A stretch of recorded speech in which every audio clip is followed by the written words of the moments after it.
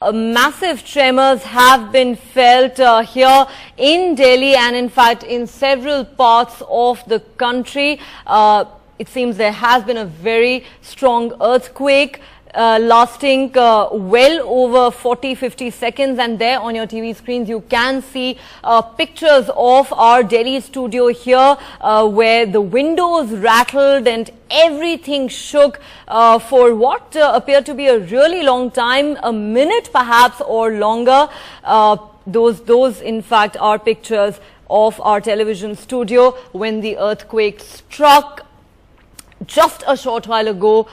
Everything here seemed to be shaking. The windows here rattled for a very long time. That ended some time back. We are not sure at this point where this earthquake really originated, what the epicenter of this earthquake was. What we do know, of course, is that massive tremors have been felt right here in Delhi, in fact the entire national capital region, and in several other parts of India. We are getting reports from Bengal, from Bihar, from UP, Haryana. Definitely Delhi and a lot of its neighboring states have felt massive tremors just a short while ago. We're trying to get more details, trying to get some information about where this earthquake may have originated. All right, joining me on the phone line now is our science editor Pallav Bagla. Pallav, what information do you have about the epicenter of this earthquake and its magnitude? Well, it's an earthquake of magnitude 7.4. But the epicenter is away from India. The epicenter, I am told, is in Nepal. The latitude for the epicenter is 28.31 north, and the longitude for the earthquake epicenter is 84.84. So it's a 7.4 magnitude earthquake with an epicenter in Nepal, which means it is a fairly big tremor which has hit Nepal. And the tremors have been felt all over North India. I was in Delhi where I strongly felt the tremors. Right. Pallav, of course, we in the Delhi studio also felt it very strongly. It seemed to last a minute, if not longer. Can you just recap for our viewers who are just joining in whatever details you have about the epicenter and the magnitude? Well, this is a large earthquake of 7.4 magnitude with an epicenter somewhere in Nepal. At the epicenter, the tremors would have been felt very heavily, but in Delhi, the tremors were felt strong. There was shaking in the buildings. The place where I am in East Delhi, the building was shaking. People came out on the streets, but it lasted for about over a minute. There were two large tremors, following which there were possibly other tremors. But it's a 7.4 magnitude earthquake which hit Nepal, which means it is in the Himalayan region.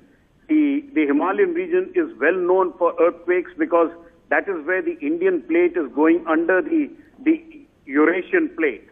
So it's a place where earthquakes do happen, and this is where this earthquake probably happened.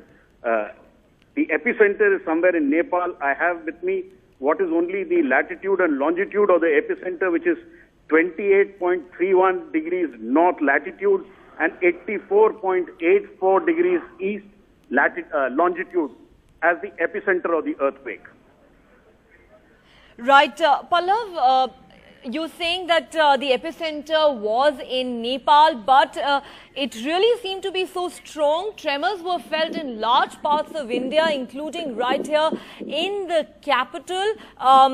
Do we know what the situation is like at the moment? Are the tremors still being felt in any parts, or is it for now over?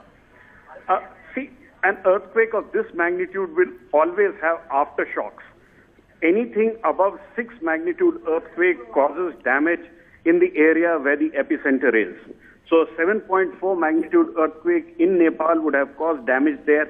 But the tremors and the energy which is dissipated in an earthquake can travel very far, which is why even though Delhi is a few hundred kilometers away from Nepal, the tremors were felt as far away as Delhi. Right. Also, Pallav, if you could recap for our viewers the kind of safety measures that really need to be adopted in a situation like this. We often talk about the protocol that needs to be followed, but tend to forget in such situations. Well, the protocol to be followed is different for different locations. If you're in a building and if you're in a low-rise building, then the protocol to be followed is that you run out and go into the open area. It is said that earthquakes don't kill, it is buildings which kill. So if buildings are not made earthquake-proof, earthquake-resistant, it is buildings which collapse and kill people. So the best way is to come out into the open area. But if you are in a high-rise building, which is where many places in Gurgaon, Noida, in Delhi are, then they say you go under a table, cover yourself, hold the table or the chair or whatever so that things which fall don't fall on you and injure you, or go into a corner. These are areas which are considered safe, and definitely don't take a lift, don't run downstairs if you're in a high-rise building. Those are some of the protocols which are said for when an earthquake strikes. It seems the big massive earthquake is over because it happened at 11:40 a.m.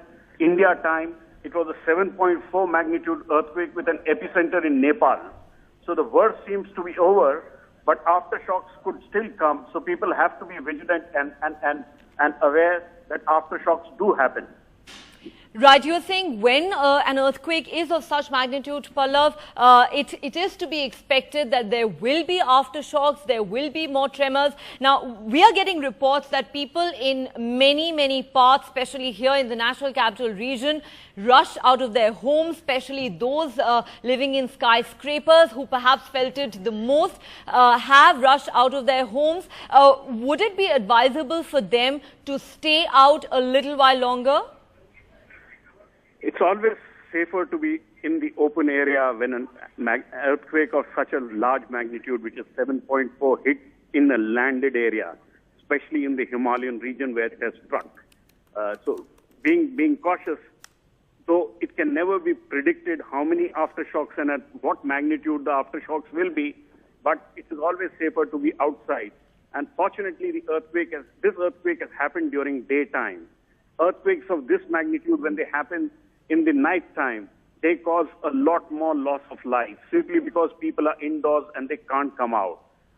This magnitude 7.4 earthquake happened with an epicenter in Nepal.